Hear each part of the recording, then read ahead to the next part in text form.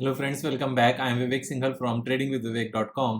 और आज हम बात करने वाले हैं टीसीएस के बारे में। टीसीएस को लेकर कुछ न्यूज़ हैं, चर्चाओं में हैं कि TCS $2 billion agreement with trans America terminated और ब्लो फॉर टीसीएस। टीसीएस नेक्सिस बोलते हैं, नेक्सिस बोलते हैं। 2 billion TCS pact to focus on insourcing, यानी कि ट्रांस अमेरिका बेसिकली अपने इस बिजनेस को इनसोर्स कर रही है वापस से, आउटसोर्स करने के बदले।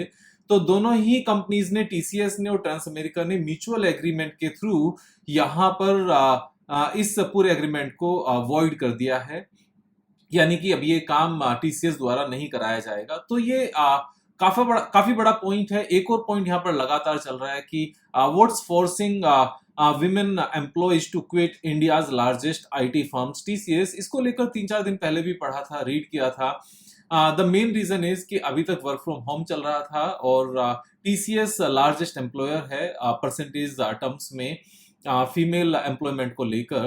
तो यहाँ पर वर्क फ्रॉम होम करना ऑफ कोर्स फीमेल्स के लिए थोड़ा सा इजी है, क्योंकि बाकी चीजें बैलेंस हो जाती हैं। अभी वापस से जब ऑफिसेस ओपन हो रहे हैं तो थोड़ी सी डिफिकल्टी है कहीं ना कहीं। कुछ लोगों को हो सकता है फैमिली को सपोर्ट करने के लिए, फैमिली मेंबर्स को, किड्स को सपोर्ट करने के लिए यहाँ पर जॉब छोड़नी पड़ रही हो। So that is normal actually, उसमें ऐसी कोई बड़ी बात नहीं है।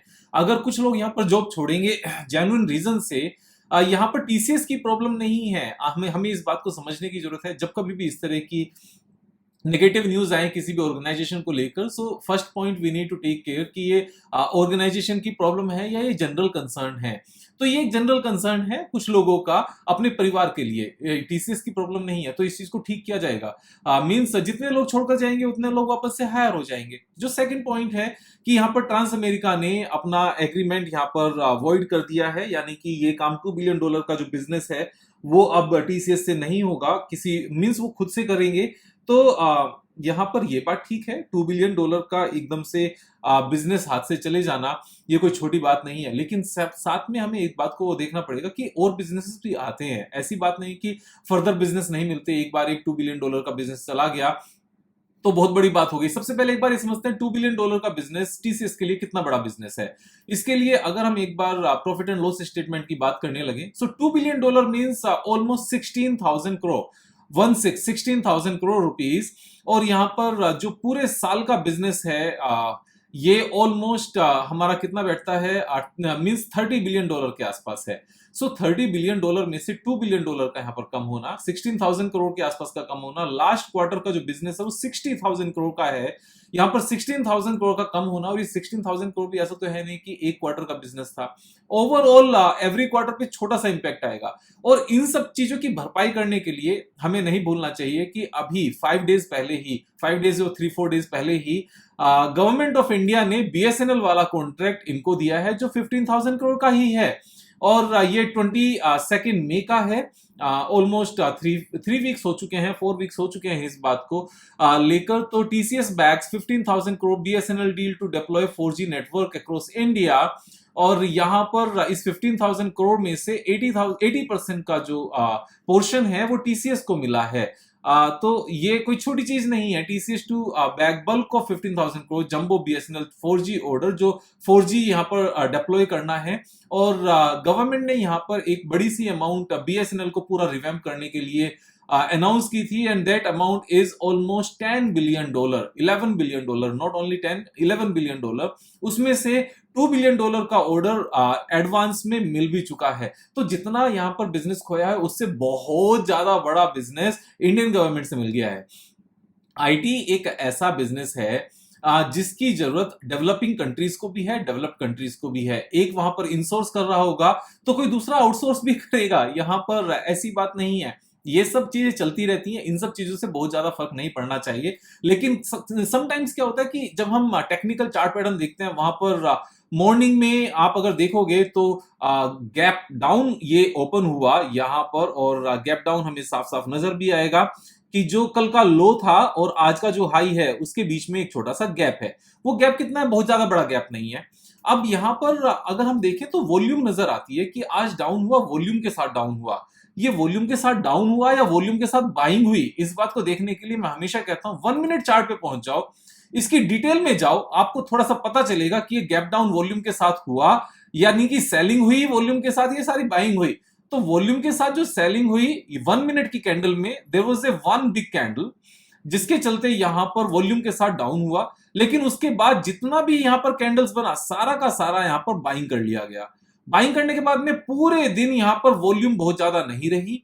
यहां एक वॉल्यूम आई 12 ओ क्लॉक के आसपास, 12:09 पर, और ये सिंगल कैंडल की वॉल्यूम थी। उसके बाद यहां जब क्लोजिंग हुई, आप ध्यान से समझना, ये क्लोजिंग के टाइम पर स्टार्टिंग फ्रॉम ये हमारा 30 मिनट्स यानी कि 3 ओ क्लॉक से लेकर 3:30 तक यहां पर दबाकर बाइंग हुई। और ये दबाकर बाइंग क्यों हुई, मैंने पहले भी आपको बताया हुआ है कि जब भी किसी को इस तरीके से माल भरना होता है तो लास्ट 30 मिनट्स में माल भरा जाता है, क्योंकि उस टाइम पर मार्जिन के बेस पर ब्रोकर्स फर्दर फ्रेश बाइंग करना अलाउ नहीं करते। ये बात मैंने पहले एक और वीडियो में बताई थी कि जब कभी ऑपरेटर को डराना हो, मॉर्निंग में सिंगल कैंडल से डराएंगे, वहां पर जितना माल आएगा उसको भरेंगे, फिर बिना वॉल्यूम के पूरे दिन ऐसे ही नॉर्मल ट्रेडिंग होती रहेगी, नीचे डराकर। उस टाइम पर बाइंग नहीं करेंगे जिससे ऊपर की तरफ रैली ना आ जाए। तो पूरे दिन रिटेलर डरता रहेगा कि रैली आएगी, और शाम तक रैली नहीं आई।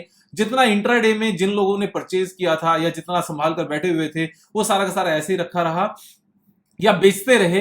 लास्ट में जब 3 ओ क्लॉक हो गए, उस टाइम पर इंट्राडे में यहां पर इंट्राडे की बाइंग के लिए जो मार्जिन मिलता है, ब्रोकर्स अलाउ नहीं करते, क्योंकि 3 ओ क्लॉक के बाद यहां पर सिर्फ इंट्राडे और मार्जिन कॉल्स वाली पोजीशंस को, T+5 पोजीशन भी उनको कहते हैं, T+7 भी होता है, T+10 भी होता है, जो भी मार्जिन कॉल्स हैं, मार्जिन वाली पोजीशंस हैं, उनको सिर्फ यहां पर स्क्वायर ऑफ करना अलाउ होता है। उनको इंट्राडे कॉल्स को खासतौर से यहां पर नई पोजीशन बनाना अलाउ नहीं होता। और क्योंकि ऑपरेटर चाहता है कि हम ही सारा ये माल भरें, तो वो इसी पीरियड को यहां पर चूज करते हैं, लास्ट 30 मिनट्स को।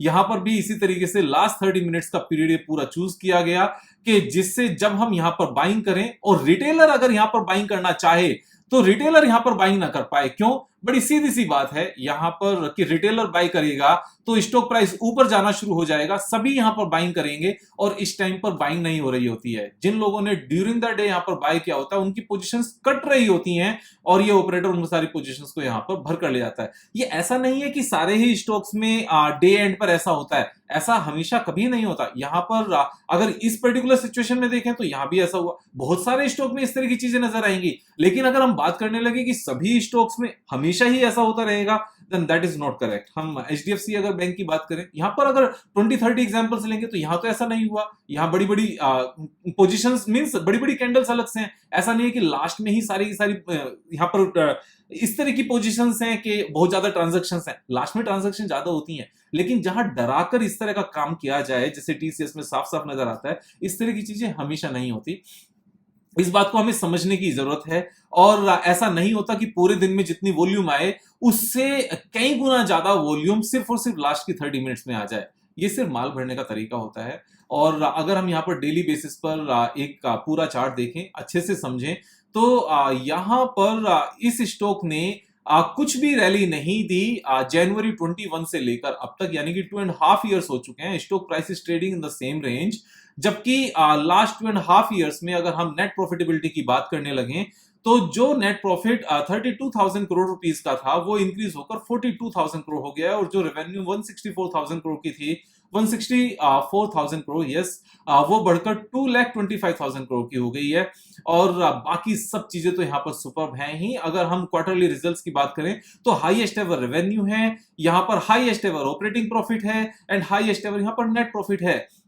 And stock price is trading at 2.5 year old price.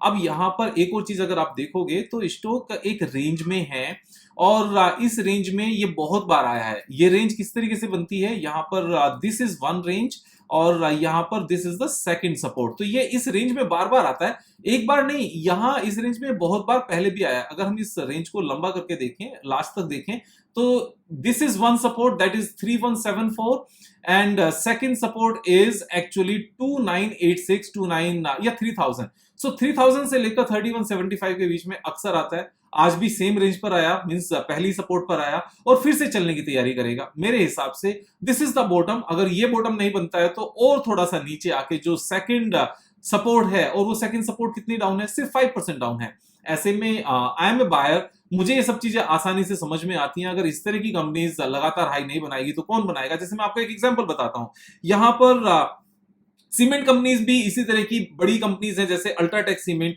वो भी इसी तरीके से नीचे घूम रही थी, लेकिन सडनली धीरे धीरे नीचे घूमते घूमते 2-3 उसने राउंड लगाए ऐसे ही, और उसके बाद फाइनली क्या हुआ? This is trading at life time high again. तो ये भी इसी तरीके से एक ही रेंज में था, एक लंबी सी लाइन थी, हाईएस्ट एवर नंबर्स नहीं थे इवन इन दिस केस, क्योंकि इन्फ्लेशन की मार थी, लेकिन सबको पता था ये टेम्परेरी है, उसके बाद में लाइफ टाइम हाई पहुंच गया। तो ये चीजें लगातार चलती रहेंगी, ऐसे होता रहेगा। यहाँ पर 10% क्विक पैसा बनाने का यहाँ पर मौका है टीसीएस में, अगर हम रेंज की जो बात कर रहे हैं उस रेंज के हिसाब से। जैसे मैंने रेंज बाउंड ट्रेडिंग आपको बताया भी हुआ है, यहाँ पर this is one particular trade जो 30% का सीधा सीधा नजर आता है, 9.82% का ये ट्रेड है। जैसे this is first move in the same range, this is second move in the same range, this is third move in the same range, and this is fourth move in the same range। तो जब 4 बार एक ही range में यहां पर 10% का ये profit दे चुका है, तो ये भी तो यहां पर बनता है। मैं कहता हूं अगर 3 मंथ्स भी लगे इस 10% में, तो भी 3 मंथ्स में 10% इज अ गुड अमाउंट। यहां पर 2 इयर्स का अगर फिक्स डिपॉजिट 3 मंथ्स में स्टॉक मार्केट में मिलता है, और वहां पर हमें 30% इनकम टैक्स देना पड़ता है उस इनकम के ऊपर, यहां पर हमारा 15% में काम चल जाता है। तो और ये टीसीएस है, इंडिया की सेकंड लार्जेस्ट कंपनी है मार्केट कैपिटलाइजेशन के हिसाब से, आईटी की सबसे बड़ी कंपनी है, फ्यूचर है, सब कुछ है।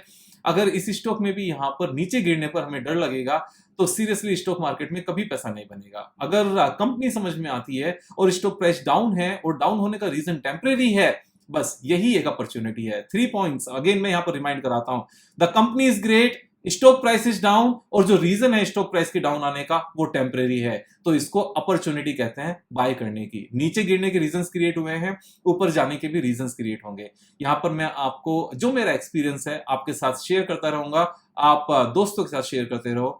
आपने दोस्तों के साथ वीडियो शेयर करनी है, खुद सब्सक्राइब करना है, सब्सक्राइब कराना है। कल फिर मिलेंगे एक नई वीडियो के साथ, तब तक जय हिंद।